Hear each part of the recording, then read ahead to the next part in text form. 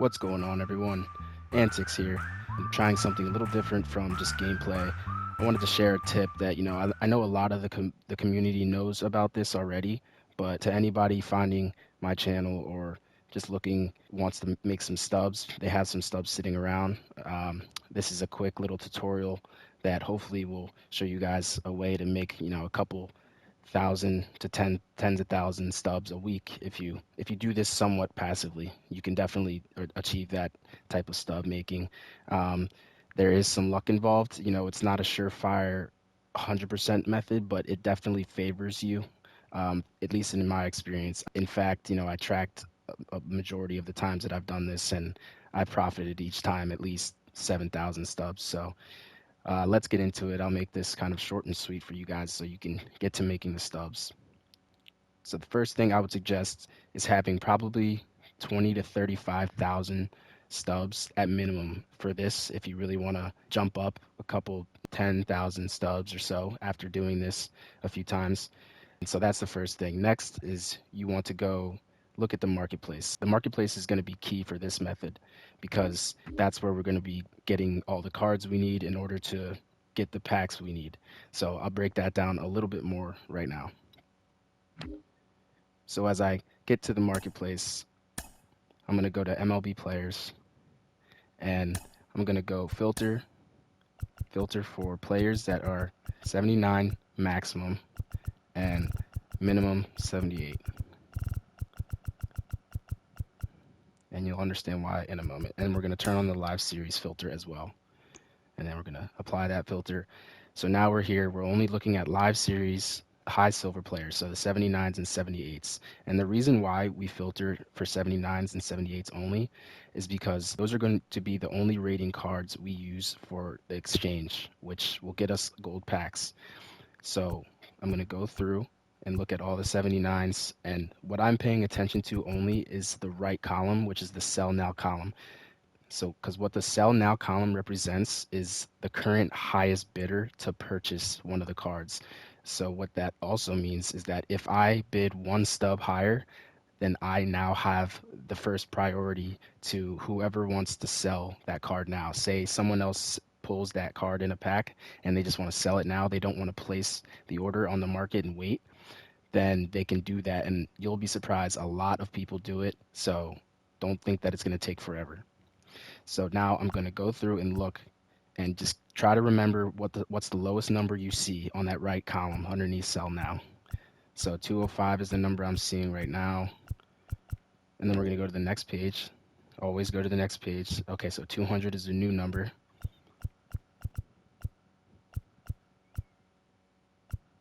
So now we've reached the bottom of the 79s.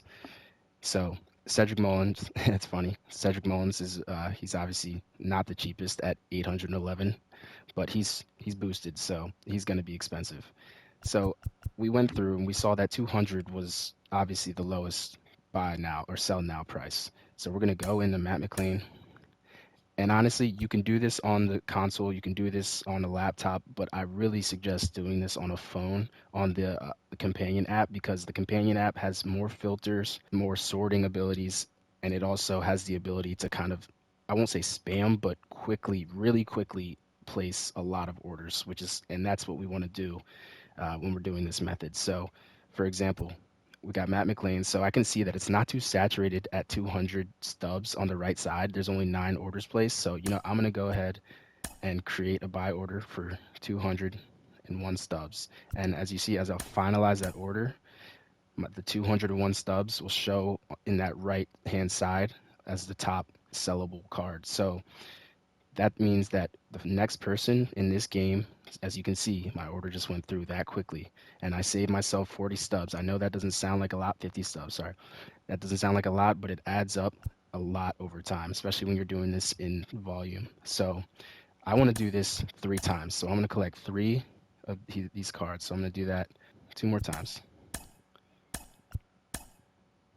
And you'll see why we're collecting. Oh, see, that quickly 201 quickly got saturated. As you can see on the right hand side at 201 stubs, there's now 28 orders because other people out there are doing this method. So guys, get to it while you can. It's never too late. So I'm gonna do one at 202 since that's getting flooded, and you'll see I'll just outbid that guy placing a bunch. But he's probably using the phone method because there's no way he's placing that many that fast on the console or their or their computer. So I have three. So for that purpose, you want to get at least three. I recommend getting north of 30 of a card if you see them pretty low.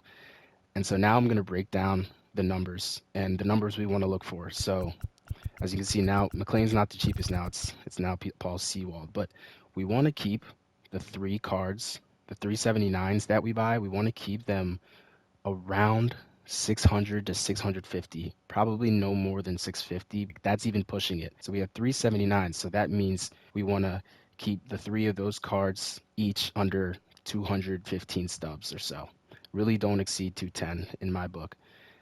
And then now that we have a bunch of our 79 cards at a pretty cheap, affordable price, at the lowest sell now price we could find, we're going to go to the 78s and do the same thing, but I would say get a third less of the amount of 79s you get than 78s. So to simplify that, say you get 30 79s, only get 10 78s.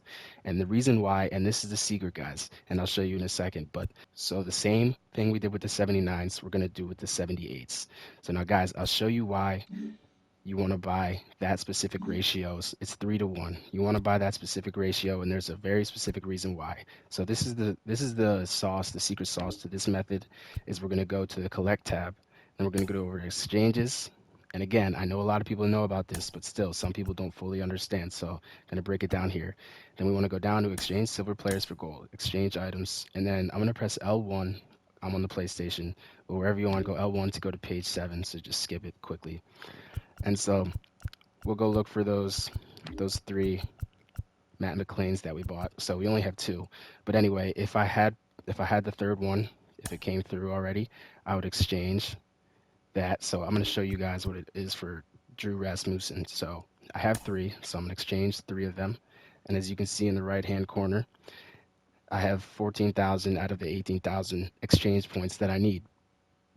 So to make sure we get a nice even number and we don't overuse or don't surplus the amount of points we need by too much by wasting value, we now go to the 78s and we exchange one of them. And now you can see it's only 113 points over the 18,000. So we're not really wasting any value there, which is nice. So we're going to go ahead, press start, exchange those items. And now we can go look at our packs. So to break it down, those four cards cost me about 680 to 700 stubs, right? So now this is where the risk comes in. So now we go over to packs, we open that pack, let's see what we get. Great, so we got an 83, so that's immediate profit. So I paid around 700 for those four cards, exchanged them, and now I'm 100% definitely getting a profit. It's going to be a solid 700 stub profit. And so as you can imagine, if you do this in volume, you're going to make a lot of stubs pretty quickly. Luck is involved, but I really hope that's clear and everyone understands the method. If not, drop a question in the comments. And as always, like, comment, subscribe, show love, and I'm out.